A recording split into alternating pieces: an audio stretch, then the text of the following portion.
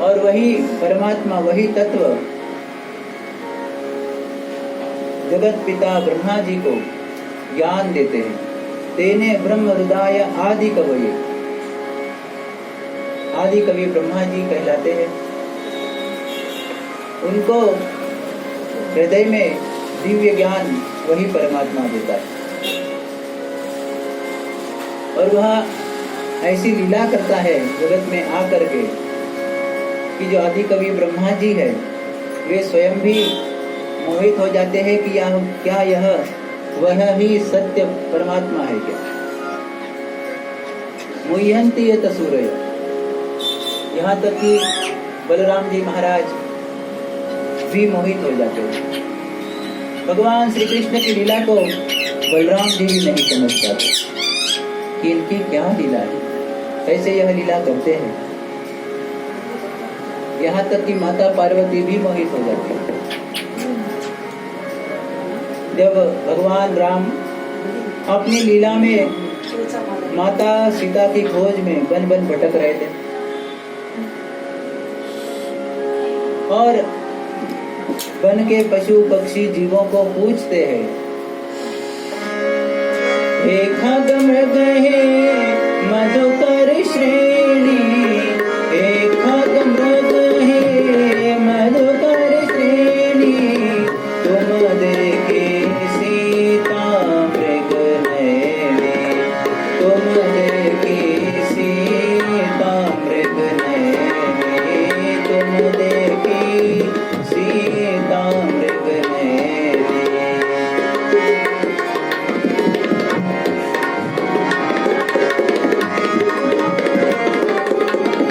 हे मधुमक्खियों, हे वन के जीवों, क्या तुमने मेरी सीता को कहीं देखा है? और ये लीला देख भगवान भोलेनाथ माता सती के साथ आए थे और भगवान राम को नमन किया। सच्चिदानंद भगवान की जय कर जब वंदन किया, तब माता सती को भ्रम हो गया, शंका हो गई कि महाराज ये आप क्या करते हैं? मेरे समझ में तो सारे जगत के पिता आप ही हो, जगत में सर्ववंदनीय केवल आप हो। आप इस साधारण मनुष्य को कैसे प्रणाम कर रहे हो, जो अपने पत्नी के विरह में इतना पागल हो गया है कि उसको होश ही नहीं कि क्या ये जीव जंतु बताएंगे इसको इसकी पत्नी कहाँ गई है। कहा देवी, इसमें कोई शंका नहीं कि यह पूर्ण ब्रह्म परमात्मा है, ये तो बस लीला कर रहे हैं। बोले नहीं, मैं नहीं मानती। तो कहा ठीक है, जो तुम्हारे मनस संदेहो तो कि न जाय परीक्षा लेहो। यदि तुम्हारे मन में शंका है तो जाओ जाकर के परीक्षा ले लो। निकली है माता सती, मन में सोच रही कि क्या करे, कैसे परीक्षा ली जाए, और सीता का ही रूप लेकर के भगवान राम के सामने पहुंच गई। जो पहुंची, भगवान राम माता को वंदन करते हैं। हे माता जी, आपको मेरा दंडवत प्रणाम है। मेरे भोलेनाथ, मेरे आराध्य कहाँ पर है?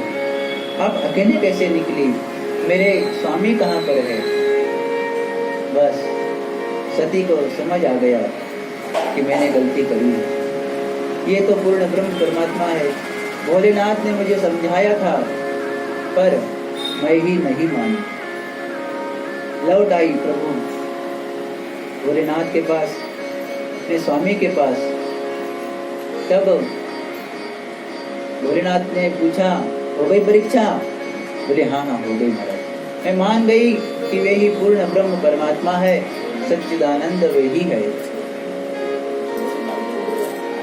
पूछे कैसे परीक्षा ली, वो नहीं बताया। तब भोलेनाथ ने स्वयं ध्यान लगा करके देखा, तब पता चला कि सीता का रूप लेकर के सती ने परीक्षा ली है। तो मेरी माता है सीता, मातृ समान है, उसका रूप लेने से अब मैं सती के साथ पति का संबंध नहीं रखूंगा, त्याग दिया, सती का त्याग किया भोलेनाथ ने और समाधिस्थ बैठ गए। इसीलिए अपने पति को स्वामी मानना चाहिए। स्त्रियों है जगत जननी माताएं, लेकिन फिर भी अपने पति को स्वामी मानना चाहिए। माता काली, माता दुर्गा, इनमें क्या कमी है? जगत की जननी है, सर्वशक्तिमान है, फिर भी वे सदा भोलेनाथ के अपने स्वामी के शरण में शरणागत रहती, अहंकार नहीं करती कि मैं इतनी बड़ी शक्तिशाली हूँ, सारे देवता ने मुझे शक्ति दी है, मैं इतने बड़े बड़े दानव मार सकती हूँ, तो स्वामी की शरण में मैं क्यों रहूं?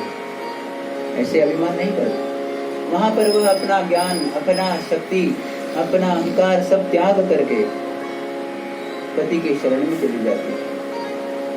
बस यही माताओं को भी इस लीला से समझना चाहिए कि भले ही तुम कितना ही कमा सकती हो, आज खूब ज्ञान प्राप्त कर लिया हो, खूब तुम में समझ है, इंडिपेंडेंट जी भी सकते हो, फिर भी पति को चाहे जैसा हो उसकी शरण में रहो, उसके सामने झुक जाओ, समर्पित हो जाओ, प्रभु का रूप समझकर। गलती करते हैं तो डांट सकते हो, बोल सकते हो, उसको सुधार सकते हो, लेकिन त्याग नहीं करो, उसको समर्पित भाव रखे उसके प्रति। इसी में उनकी शक्ति का भी आदर है, उनका आदर है, और यह समाज, संसार सुचारू रूप से तभी चलेगा जब दोनों एक दूसरे के प्रति समर्पित रहे। तो इस प्रकार कहने का तात्पर्य है कि माता सती जैसे सर्वशक्तिमान भी भगवान की लीला को नहीं समझ पाते, तो आप हमारी तो क्या बात। हमें भी शंका हो जाती है, इसमें कोई जो है दुख की बात नहीं, लेकिन हमें चाहिए कि शास्त्र ग्रंथ भोलेनाथ ऋषियों ने तपस्या करके उस तत्व को समझ करके, अनुभव ले करके जो ग्रंथों में लिखा है उस पर पूर्ण विश्वास करें।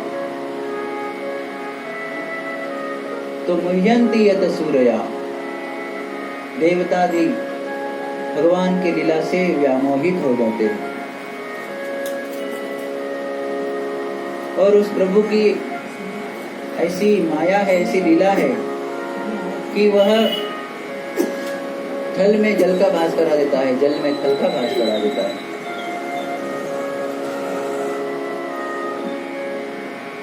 और उनके जो 3 धाम है, तीनों लोक है, तीनों लोकों के जीवों के साथ लेकर के वे इस जगत की लीला करते हैं। हम भी उस प्रभु की लीला का पात्र है। उस परमात्मा ने लीला करने के लिए इस जगत को बनाया, हम जीवों को बनाया, और वह इस लीला में हमें सहभाग दिया है।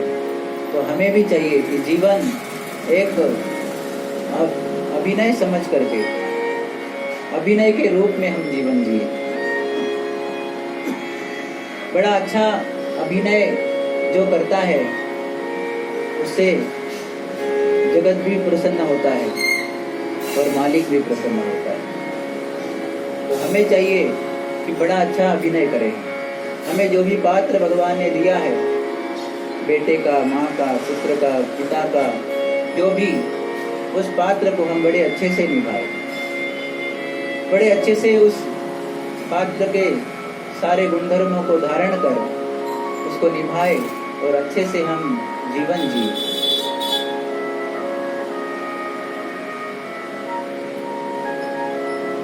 और भगवान स्वयं भी लीला के लिए अवतरित होते हैं। और देखो कैसा अभिनय किया भगवान ने कि माता सती भी मोहित हो गई। ऐसी लीला हमें करनी चाहिए कि संसार के घर के लोग कहे कि ये कितना मुझसे प्रेम करता है। हर एक को लगना चाहिए कि ये सबसे ज्यादा प्रेम मुझे ही करता है। यही तो कला है जीवन, यही तो सच्चा अभिनय है। सबके प्रति मीठा बोलना, मीठा व्यवहार, सबके प्रति समझ रखना, यही हमारे पात्र का काम है।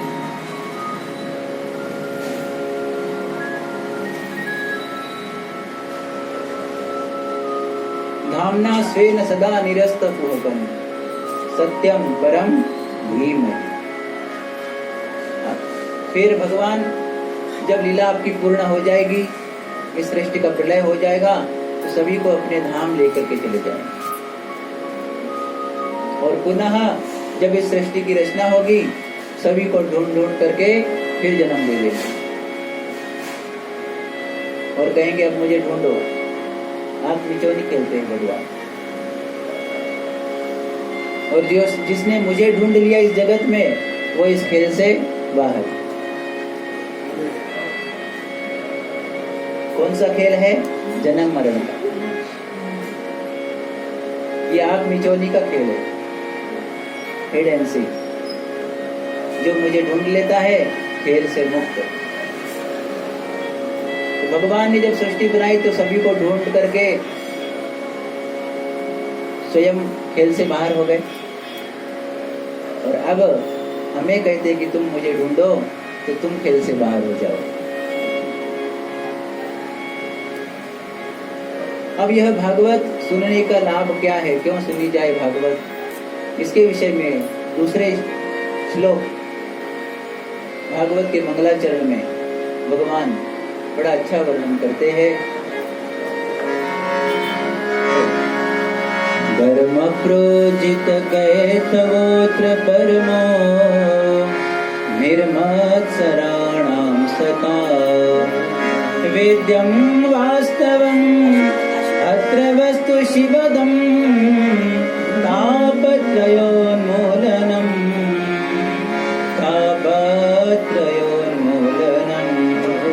श्रीमद्भागवते महामुनि कृते किं वा परेरीश्वर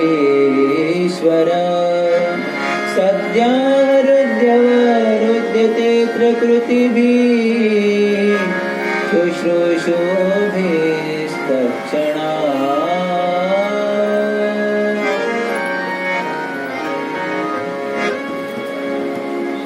धर्म प्रोज्झित कैतवोत्र परमो। भागवत जी के मंगलाचरण के दूसरे श्लोक में भगवान दो धर्मों के बारे में बताते हैं। एक धर्म है, दूसरा परम धर्म है।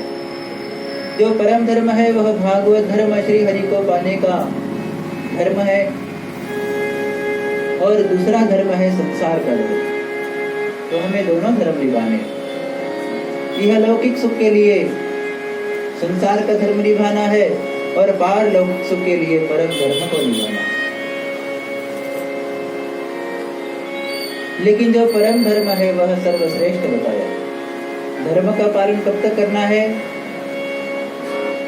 जब तक आप परम धर्म में प्रवेश न कर जाओ। आप मनुष्य बने हो तो आपको मनुष्य धर्म का पालन करना परम आवश्यक है, क्योंकि धर्मे न हीना पशु भी समाना। जो धर्म से हीन है वो पशु के समान है। फिर पशुओं में हमें अंदर क्या रह जाएगा? तो हमें मनुष्य जन्म मिला है तो केवल तन से नहीं, हम अपने धर्म से भी मनुष्य बने, कर्म से मनुष्य बने, कर्तव्य से मनुष्य बने। तो धर्म का, मनुष्य धर्म का पालन कर हम सर्वप्रथम मनुष्य बने। और ये धर्म केवल मनुष्यों के लिए ही बनाए गए। स्त्री धर्म, पुत्र धर्म, पिता धर्म, सारे धर्म बताए गए। और एक रामायण उसका उदाहरण है कि अपने धर्म को कैसे निभाया जाए। और यह धर्म मनुष्यों के लिए है, ना कि पशुओं के लिए। जो ट्रैफिक सिग्नल के नियम बनाए हैं वो किसके लिए है? मनुष्यों के लिए। कोई गधा उसमें से जाएगा तो पुलिस वाला रोकेगा क्या उसको? ए पुलिस, गधे इधर आ जा। सिग्नल कैसे तोड़ाते हैं? चल फाइन भर, आज दिन भर यहाँ पर गड्ढा भर दे, खेती ढो यहाँ पर।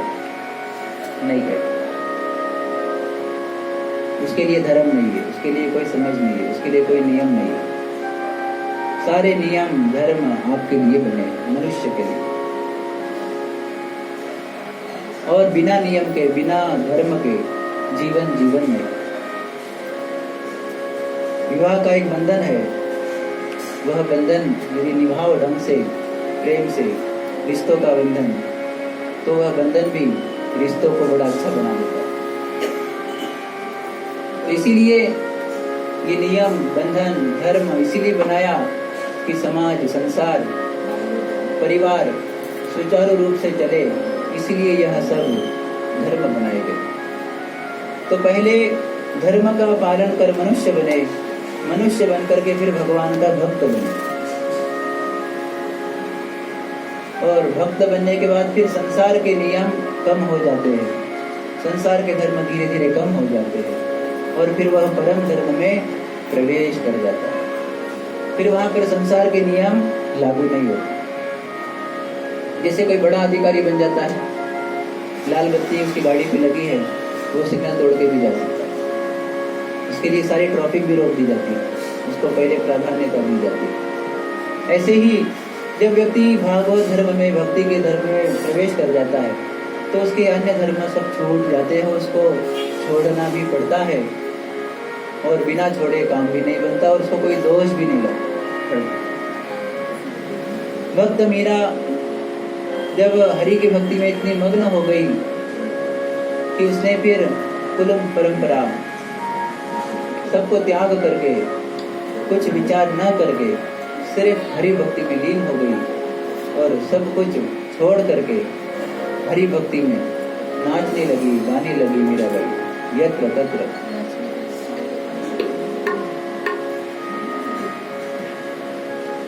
और मीराबाई हरि गुण में नाचते गाते अपनी भक्ति का बखान करते समय क्या कहती है?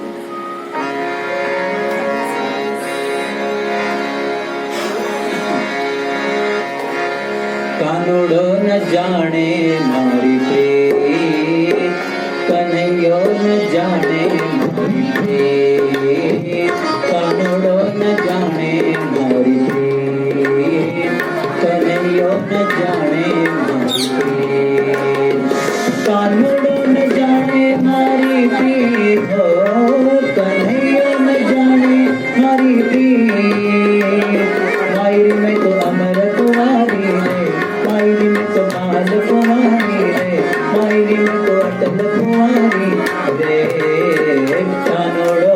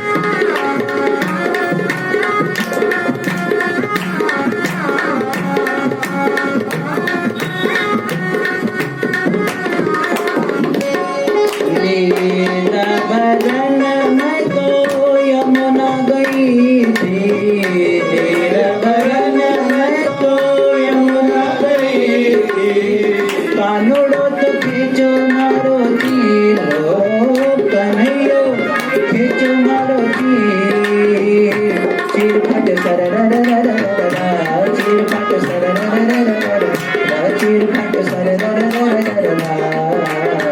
कानूड़ो न जाने कन्हैयो न जाने मारी प्रीत कानूड़ो न जाने मारी प्रीत कन्हैयो न जाने मारी प्रीत कानूड़ो न जाने मारी प्रीत ओ कन्हैयो न जाने मारी प्रीत प्रीत लग सर प्रीत लग सर कानूड़ो न जाने मारी प्रीत कानूड़ो न जाने मारी